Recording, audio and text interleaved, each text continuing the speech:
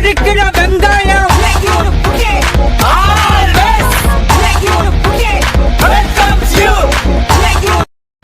Friends, welcome back to Kannan சமையல். எல்லோரும் எப்படி இருக்கீங்க? நல்லா இருக்கீங்களா? இன்றைக்கி நம்ம சேனலில் வீட்டில் இருக்கிற பொருளை வச்சு சூப்பரான பட்டர் பிஸ்கட் செய்ய போகிறோம்.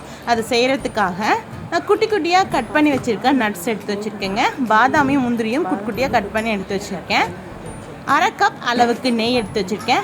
அதே கப் அளவுக்கு பொடிச்ச சர்க்கரையும் எடுத்து வச்சுருக்கேங்க. ஒரு கப் அளவுக்கு கோதுமை மாவு எடுத்து வச்சுருக்கேன். சர்க்கரை எடுத்து வச்சுருக்கேன் இல்லையா, அதே கப் அளவுக்கு 2 கப் அளவுக்கு தான் நான் கோதுமை எடுத்து வச்சுருக்கேன்.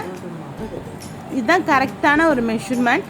இப்போ நான் நெய் எடுத்து வச்சுருக்கேன் பாருங்கள். அதே போல் பொடிச்ச சர்க்கரையை ஒரு பவுலில் ஆட் பண்ணிக்கிறேங்க.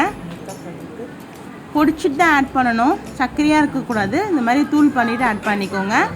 ஆட் பண்ணிவிட்டு அதே போல் நான் அரை கப் அளவுக்கு வச்சுருக்கேன் இல்லையா நெய், அதையும் ஆட் பண்ணிக்கிறேன். உங்கள்கிட்ட நெய் இல்லைனாலும் ரீஃபண்ட் ஆயிலும் ஆட் பண்ணிக்கலாம், அதுவும் ரொம்ப டேஸ்ட்டாக இருக்கும். இரண்டையும் நல்லா மிக்ஸ் பண்ணிக்கலாம். நல்லா மிக்ஸ் பண்ணணுங்க. ஒரு பேஸ்டாட்ட வரும், அது போல் நம்ம மிக்ஸ் பண்ணி எடுத்துக்கலாம். உங்கள்கிட்ட பீட்டர் இருந்தாலும் பீட்டரில் மிக்ஸ் பண்ணிக்கலாம். நான் ஸ்பூன்லேயே மிக்ஸ் பண்ணிக்கிறேன்.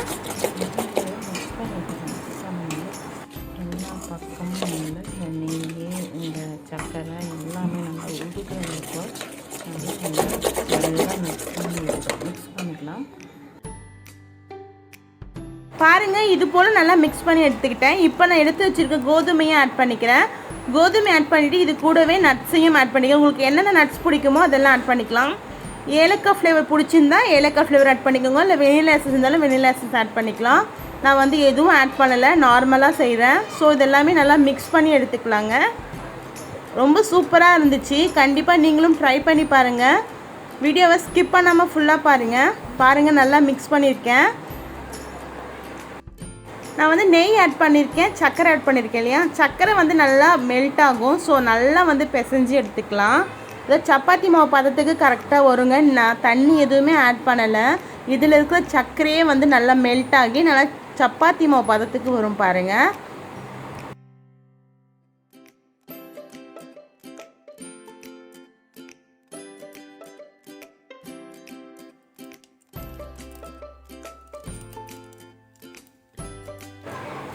பாருங்கள், நான் தண்ணி எதுவுமே ஆட் பண்ணலை.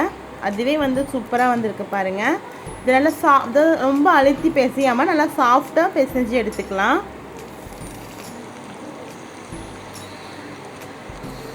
இப்போ நமக்கு மாவு ரெடி ஆகிடுச்சு. இப்போ பிஸ்கெட்டை நம்ம எடுத்துக்க வேண்டியது தான்.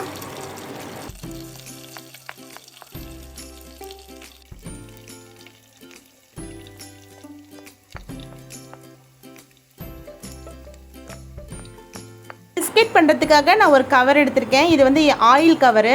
உங்கள்கிட்ட நார்மலாக மைக்கா ஷீட் இருந்தாலும் மைக்கா ஷீட் ஆட் பண்ணிக்கோங்க, வாழை இருந்தாலும் வாழையில் ஆட் பண்ணிக்கலாம். இப்போ இது செய்கிறதுக்கு முன்னாடி நம்ம உப்பை ஆட் பண்ணிக்கலாம். ஒரு பேனில் கொஞ்சம் ஹீட் ஆகட்டும், லோ ஃப்ளேமில் வச்சு நம்ம ஹீட் பண்ணி எடுத்துக்கலாம். நம்மக்கிட்ட ஸ்டாண்ட் இருந்தால் தான் பிஸ்கெட் பண்ணணும்னு கிடையாது, ஓவன் இருந்தால் தான் பிஸ்கெட் பண்ணணும்னு கிடையாது. நம்மக்கிட்ட வீட்டில் இருக்கிற பொருளை வச்சே நம்ம பண்ணிடலாம். இப்போ பாருங்கள், என்கிட்ட ஸ்டாண்டு கிடையாது. அதுக்காக நான் ஒரு டிஃபன் மூடியை எடுத்திருக்கேன். அந்த மூடியை உப்பு மேலே வச்சுருக்கேன். ஹீட் ஆகட்டும். இப்போ இந்த மாவை மைக்கா கவரால் ப்ரெஸ் பண்ணி எடுத்துக்கலாம். உங்களுக்கு எந்த கனம் வேணுமோ அந்த கனத்துக்கு நீங்கள் ப்ரெஸ் பண்ணி எடுத்துக்கோங்க. நான் கையாலே நல்லா ப்ரெஸ் பண்ணி எடுத்துக்கிறேன். பாருங்கள், எனக்கு இந்த அளவுக்கு கனமாக வேணும். ஸோ இப்போ நான் என்ன பண்ண போகிறேன், உங்களுக்கு என்னென்ன ஷேப்பில் உங்களுக்கு பிஸ்கெட் வேணுமோ அந்தந்த ஷேப் நீங்கள் கட் பண்ணி எடுத்துக்கோங்க. வீட்டில் குட்டீஸ் இருக்கிறதுனால குட்டி குட்டி பிஸ்கெட்டாக நான் எடுத்துக்க போகிறேன்.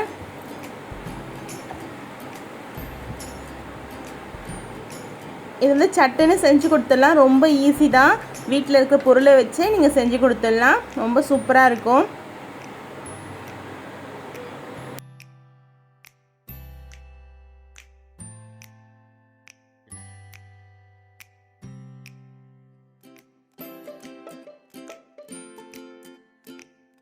இப்போ பாருங்கள், நான் எல்லாமே குட்டி குட்டி கட் பண்ணியிருக்கேன். மீதி இருக்கிற மாவையும் அதே போல் கவரில் ப்ரெஸ் பண்ணிவிட்டு நமக்கு பிடிச்ச ஷேப்பை கட் பண்ணிக்கலாம்.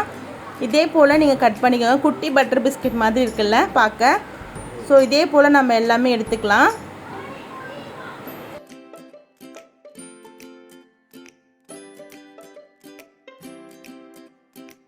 மீதி இருக்கிற மாவையும் வந்து நமக்கு பிடிச்ச ஷேப் கட் பண்ணிக்கலாம். நான் வந்து இப்போது கத்தியால் கட் பண்ணி எடுத்துக்கிறேன்.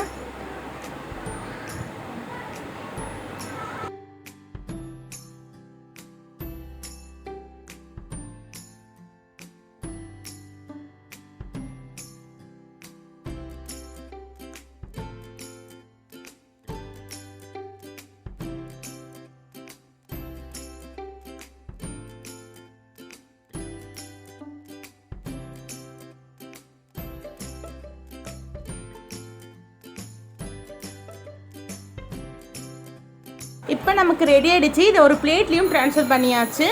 இப்போ ஹீட் ஆகிருக்கு இல்லையா உப்பு, அதில் வந்து நம்ம எடுத்து வைக்க போகிறோம். மேலே வச்சிடலாம். ஒரு 10 நிமிஷம் இல்லை 15 நிமிஷம் வந்து நம்ம லோ ஃப்ளேமில் வச்சு தான் செய்யணும், இல்லைன்னா தீஞ்சு போகிற மாதிரி ஆகிடும். அதுக்கு மேலே வைக்க வேண்டாம், லோ ஃப்ளேமில் வச்சுருங்க. வச்சுட்டு ஒரு 15 நிமிஷம் கழித்து ஓப்பன் பண்ணி பார்க்கலாம். ரொம்ப சூப்பராக இருக்கும். இல்லை 10 நிமிஷம்னாலும் பிஸ்கெட் ரெடியாக இருக்கும். நல்லா சிகப்பாக வரணுன்னா ஒரு 15 நிமிஷம் வச்சா சூப்பராக இருக்கும். இப்போ நான் மூடி வச்சிடுறேன். நான் ஒரு 15 நிமிஷம் கழித்து ஓப்பன் பண்ணி பார்க்குறேன். பாருங்கள், நல்லா சூப்பராக வந்திருக்கு. நான் அந்த தட்டில் வந்து எந்த வித மாவும் ஆட் பண்ணலை.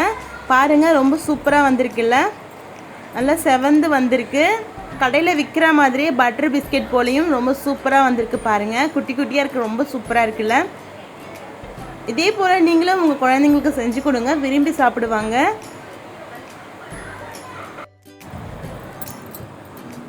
பாருங்கள், ரொம்ப சூப்பராக கடையில் இருக்கிற மாதிரி சூப்பராக இருந்துச்சு. கண்டிப்பாக இது சாப்பிடவும் ரொம்ப டேஸ்ட்டாக இருந்துச்சு. நெய் இருந்தால் நெய்யில் செஞ்சு பாருங்கள், இல்லைனா ரீஃபண்ட் ஆயிலும் செஞ்சு பாருங்கள், ரொம்ப சூப்பராக இருக்கும். இப்போ நம்ம அதை வெளியே எடுத்து வச்சிடலாம்.